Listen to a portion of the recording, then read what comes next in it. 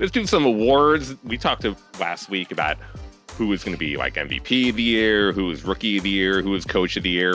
We've had a few of those answered for us. Obviously, Potter is coach of the year. Demon1 is rookie of the year. He won the matchup versus something. And he is clearly, the best rookie for this year. But there are still a couple topics that I think could be highly contested. And even the way that we ask the question. So do you believe that Alphier, now that Fnatic did not win the final, should still be the MVP of 2023 Player of the Year? I absolutely do. Yeah. I think Alphier should definitely be the MVP of the year. I mean, his stats this year were just silly. Like, they were absurd. He put up ridiculous numbers playing a Sentinel throughout the entire year, right? Like, I wish I could sort by 1 year, but I think like I'm going to get weird results here. Like going back. Yeah. I wanted to ask you about that actually, though. What's up? Because I was thinking about it, because we've been talking about how like seeing players like him and Les both be like either they've had top 5 ratings in the world, or they're both playing Sentinel. Leo is on Initiator, and he's like a top 3 player in the world. Do they get more credit for not playing Duelist and not playing what we would consider the star roles? Or is it actually indicative of how strong the Sentinel role is, and or how strong Killjoy is, and that it actually isn't as surprising as how we should think about it in terms of having the Duelist be the pop-off player? Nah, dude. It's insane. It's still insane. It's okay. insane. Okay, yeah, okay. It's insane. I mean, I think it definitely helps having amazing opposite side of the map shit. Like, I don't think a Sentinel like Alphier can put up these numbers unless he has incredible Initiators and a Duelist like Durka taking space on the opposite side of the map, right? Like, that then creates openings for him where he can, take out rotators and, potentially get like 50-50 fights, and his mechanics are so good that he wins those way more than he loses them. That's what makes him so special, is he's a mechanical god. Like, he's so good. Our buddy Tim Sevenheisen, who was with you at 100 Thieves, doing Valorant stats, and he does a ton of Valorant stats, League of Legends stats. Like, he's been doing some new type of stats called rounds over replacement, which is kind of similar. For those of you who follow a lot of baseball, they have WAR, which is wins over replacement. So I think it's kind of similar in terms of how he views it. Even in the champions, just looking at champions, Alphier was leading in rounds over replacement, even leading over Demon1 in the end. So in some statistics, Alphier was even the best player within champions, even with EG winning out and with a couple teams being ahead of Fnatic. So for me, for Alphier to be the MVP in Tokyo, for him to be a top 3 player in lock-in, for him to be a top 2 player in terms of all of the best players in Europe, and then to do what he did at Champions, to me, for the entire year, even though EG won the championship, I still think in the body of work, Alphier, as the statistics, he's leading a number of stat categories. He's been the most consistent, and he has 2 to 3 LAN titles.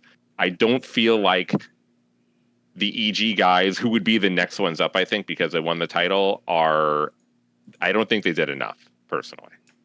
No, I don't. I just think, like, I agree. I think, the fact that they won lock-in, like you said, the fact that they went undefeated throughout their EMEA regular season and only lost in the finals. He was the statistical leader in his region. He was the MVP of Tokyo. And it's not like they bombed out of champions. It's not. So I'm not going to sit here and pretend like they had a poor result relative to the rest of their year. That doesn't mean it's a terrible result. Like, placing top 4 at champions is great. Unfortunately, they could have been like the best team of all time, right? Like, which is why it's a disappointment. But even with that fourth placing, like Alphier's stats are still incredible. Like he's still the fourth highest rated player in the tournament. Like ACS has to be somewhere up there. Like he's still a top 10 player in ACS. Like he still put up serious fucking numbers like on these Sentinel roles. And I think it would be silly to give it to anyone else. What about those who say that he didn't win it all in the end? He didn't win the world championship. How can you give him the MVP? Why isn't Demon1 or Ethan getting the MVP? I guess the answer to that would be like Demon1 didn't really play lock-in. Even if you wanted to give it to Ethan, I think Ethan's stats don't really compare to his, I guess, over the course of the whole year. And I agree with that. I think like EG did look shaky for a large portion of VCT Americas. And while they ended up getting into playoffs, yeah, like they didn't look great in the regular season. And it took until playoffs and then Tokyo, obviously, when they just caught fire. And there was no turning back at that point. I think if you were like, okay, who's the MVP of maybe like Masters and Champions? Let's see. What would that look like? But even then, I don't think you'd still put... Because Demon1's Tokyo was nothing like what we just saw at Champions. It was good. It was good, but it wasn't like this. Was another level. But yes. Like I said, even before, I give him like a huge pass on that Tokyo tournament because he got there like 2 days before it started. The team was actually practicing with, like one of their players off of the B team. So I'm not going to like, hold that against him, but I can't give him player of the year. So that has to go to Alphier. There's like no other competition because of how dominant Fnatic was. Like, it's just, you just almost have to give it to him. I really think you do. For me, it's Alphier 1, and then 2 through 5 is Demon1, Leo, Les, and Ethan. I think that you can't put them in any order. I even think Leo has a good argument to be before Demon1 as well. Like, a lot of people think that Leo should be the MVP over Alphier. Both of those guys have been owning so hard. I mean, that was like Fnatic. The whole reason that they've been playing so well was that each of them have been able to step up. Part of the issue for this tournament was not only did they have some weaknesses, but Chronicle had a really poor tournament, like a really, really poor tournament. And I don't think Boaster played particularly well as well. And it didn't even seem like Durkee was the same level of impact as he had throughout the rest of the year too. So like they definitely had a bunch of issues, but for me, like Leo, a lot of people have Leo even before Demon1. So Demon1 might not even be in second place for a lot of people. I do think you can kind of interchange him and Les, and to try to figure out the top spots. But Alphier to me is still the MVP. However, I want to throw another question out for you, Sean. We're doing a mock draft right now.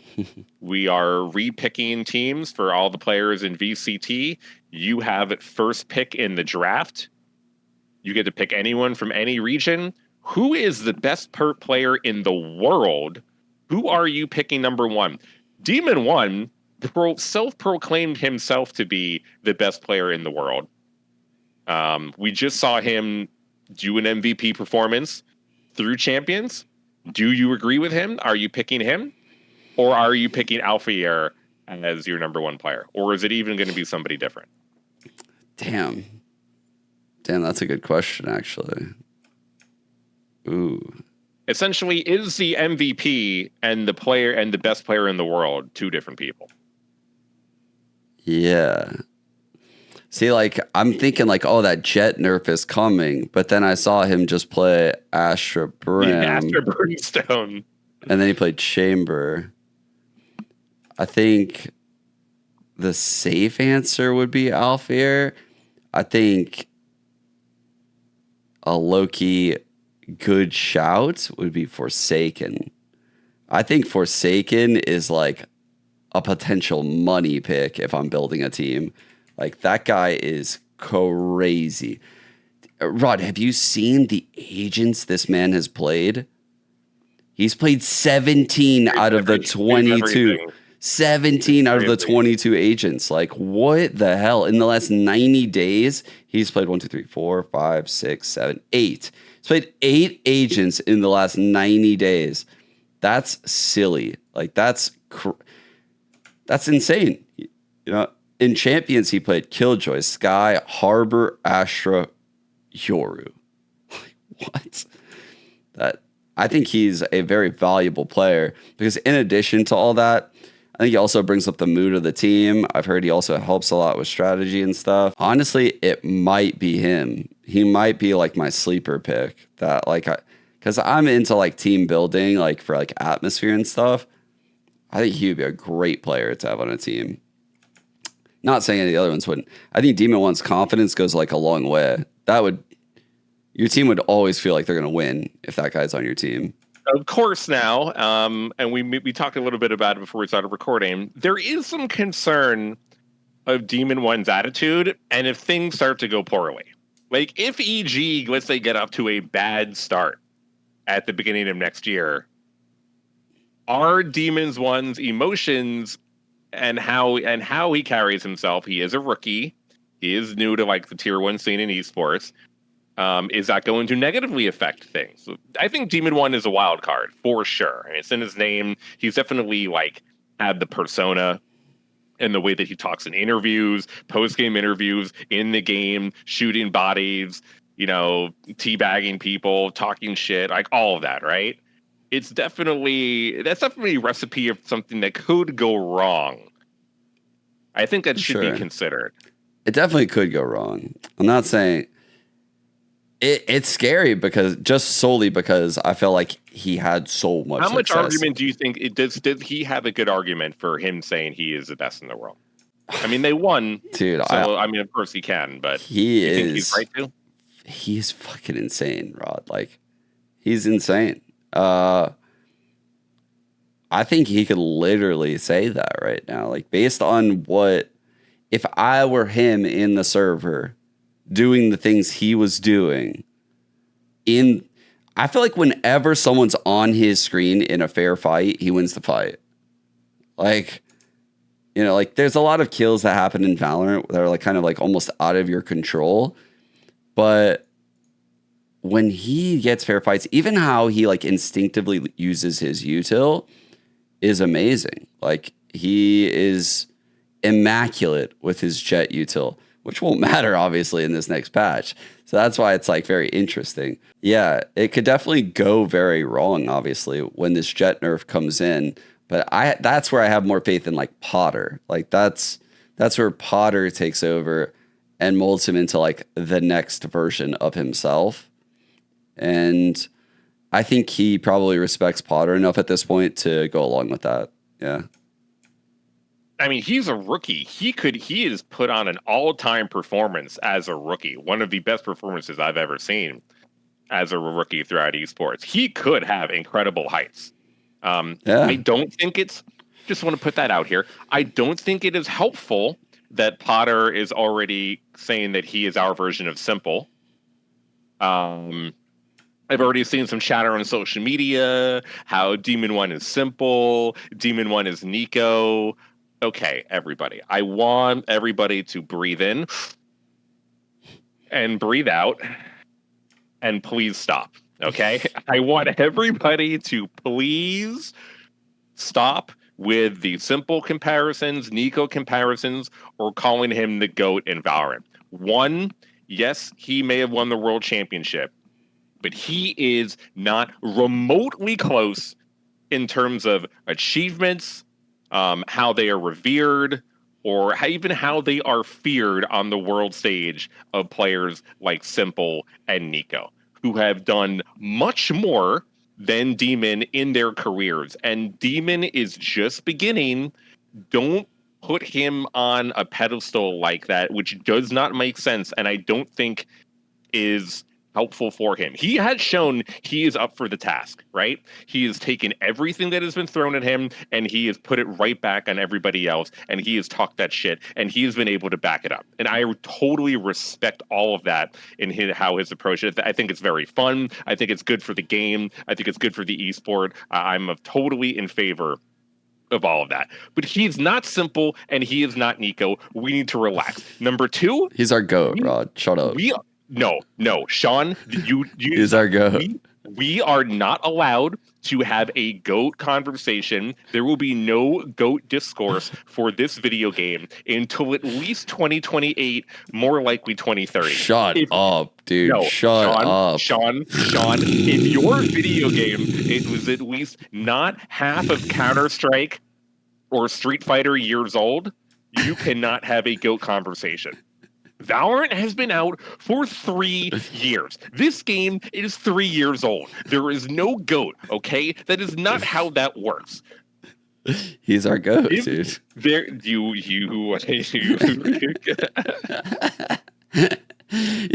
No, but I guarantee you why Potter said that is because she sees what this guy does in scrims.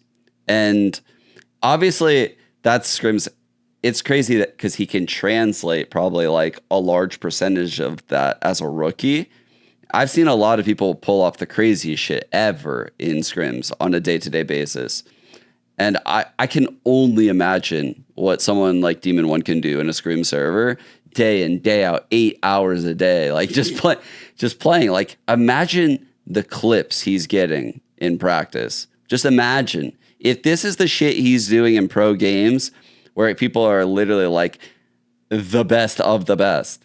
Imagine what he's doing on like a Thursday against like the 10th best team in his region, like on their 6th best map. He's probably doing the craziest shit you've ever seen. He's probably literally, I guarantee you, I've seen it happen on teams that I played in. Like, and she understands his potential. And like, trust me, like, it takes a lot for someone like Potter, who's been here for 20 years, to say something like that. She's not wrong often. This is the GOAT. It's a crazy statement to make. It's like people who follow the NBA. Everyone is saying there's this new rookie player called Victor Wembanyama. He's from France. He's like 7'4", but he moves like KD. He can like shoot. He can shoot from like the logo, like the half court logo.